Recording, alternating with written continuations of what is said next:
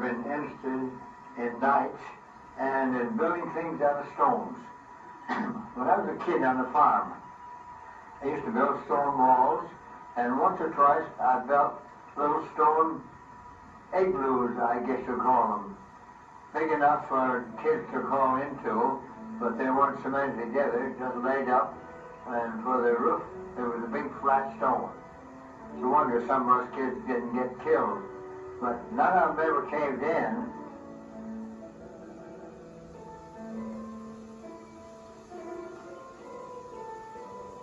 We have one stone dome in the castle here. It's been there 44 years, and still there. I sleep under it every night, so I don't worry about it.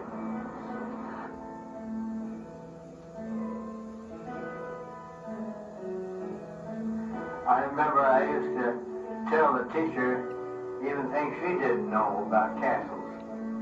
And when I was in the First World War, I stayed over in Europe after the war and went to Toulouse University, and I took more courses in ancient history and in medieval architecture.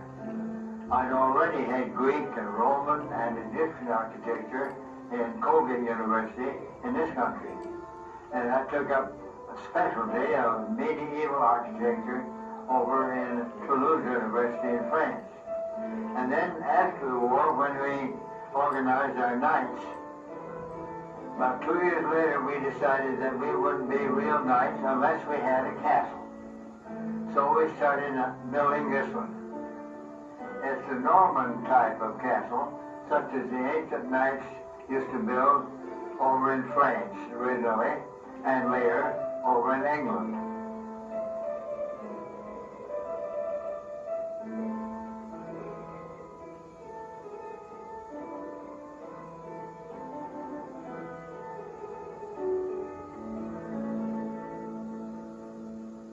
Way back in February 1927, 49 years ago, we were having a meeting of my school pupils and my Sunday school pupils. We decided that America had started on the downslide, so we reorganized King Arthur's Round Table Knights. We started with about a dozen. We've increased in number until we have over 100 now. Each one has taken that solemn vow to live the rest of his life according to the Ten Commandments. Well, an aunt of one of our knights owned some land along the little Miami River here, so I bought the two lots. We get our stones out of the river and out of the gorge over here. We've carried in about 55,000 5-gallon buckets of rocks. And we've used over 2,500 sacks of cement. And besides a whole lot of labor. Every year the river brings down more stones, and every year the gorge gets more stones down to the bottom.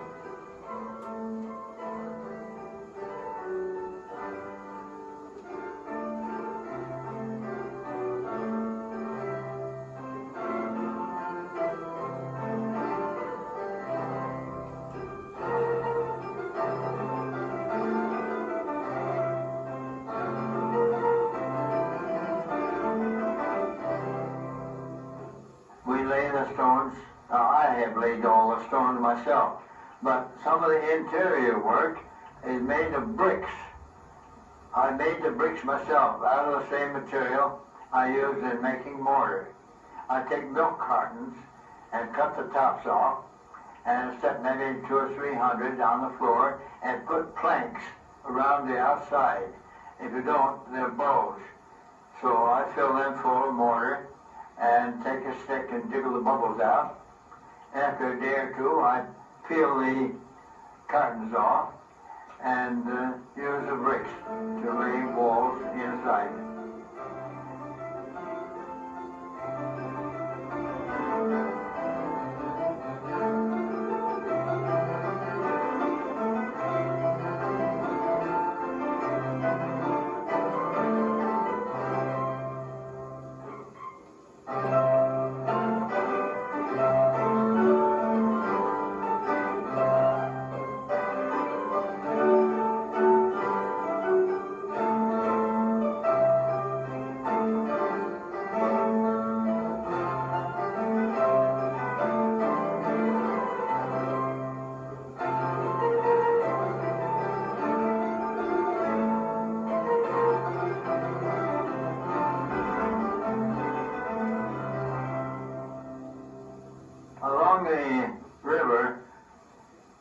only about a quarter of a mile of road here, and the police don't patrol down here.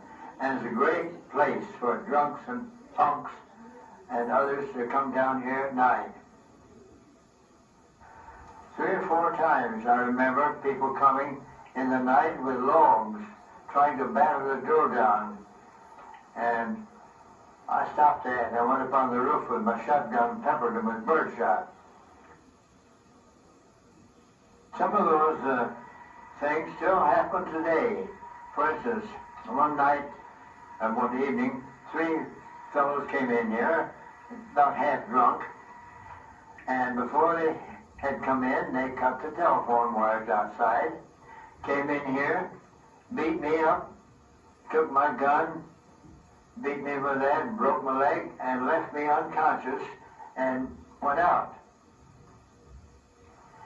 And then they have come in and stolen clocks and radios and even broken in the back door and set fires. So we have almost the same problems today they had way back there 1,000 years ago. And I think things are getting about that condition in America. In fact, that's why we started tonight, to try to fight such things. My gardens? Well, I have a pretty big garden. My main garden is 35 feet wide and 100 feet long. Then over the other side of the castle, I have another garden which is about 50 by 80 feet. Then I have some terrace gardens and 22 hotbeds out here. I raise tomato plants in them. I furnish all our nights with tomato plants, and I sell a few to the neighbors. Now, the garden is made out of dirt that I dug out from where the castle is. It's clay dirt, and it's pretty hard to plow and work on. But I plant it every year and raise corn and tomatoes and melons and cucumbers and onions and almost everything. Some of these stories I tell the kids around here will make everybody laugh. Some of them is really scared, though. Some of the kids will go down and see that skull in the prison cell downstairs, and the kids will say, "Is that real?" I said, "Yeah, real plastic." And some of them scream like everything.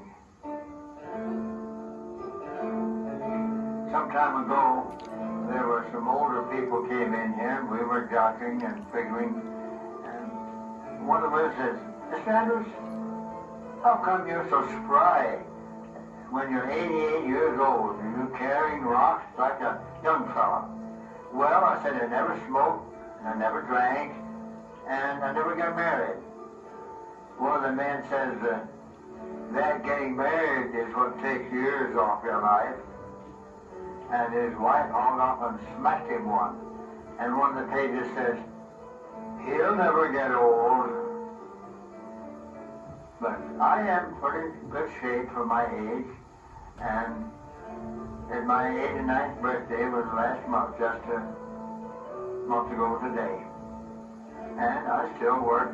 I can see a little difference between now and 50 years ago, but I'm still able to work pretty good and hard. The castle is not nearly done. I expect it will at least 5 or 6 years more, and in 5 or 6 years I'll be over 90. But I hope I can manage to finish it. If I can't, why then some of the nights will have to finish it.